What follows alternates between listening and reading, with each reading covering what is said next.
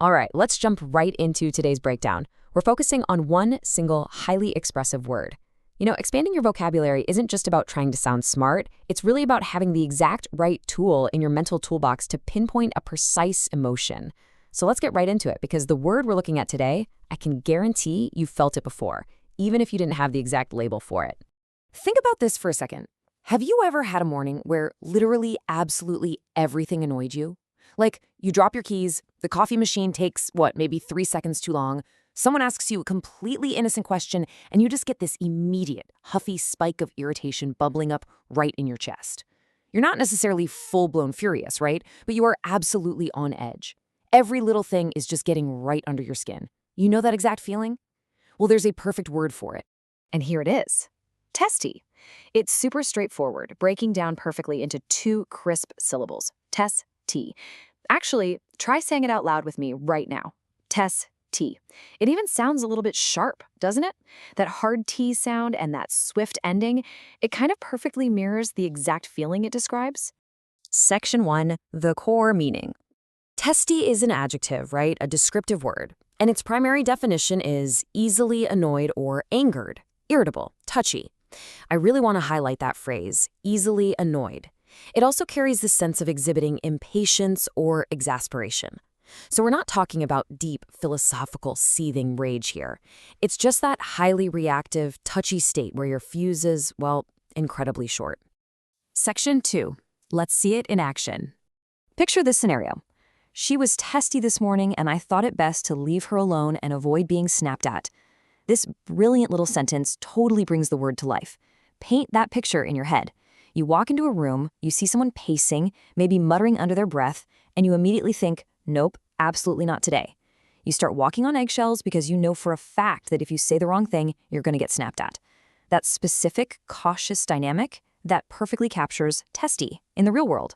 Section 3. Synonyms and antonyms. Because to really get a word, we need to know the company it keeps. So, on the similar side, we've got words like cantankerous, crabby, and crotchety. I mean, you can almost hear the complaining baked right into those words, can't you? And then on the flip side, the exact opposite, the antonym, is good-humored. We can use this negative space to really carve out the vibe. If someone or something is good-humored, if they're relaxed and laughing, they are absolutely not being testy. Let's cast that net a bit wider with a quick list of similar words. We've got bad-tempered, choleric, cranky, cross, dyspeptic, grumpy, huffy, ill-natured.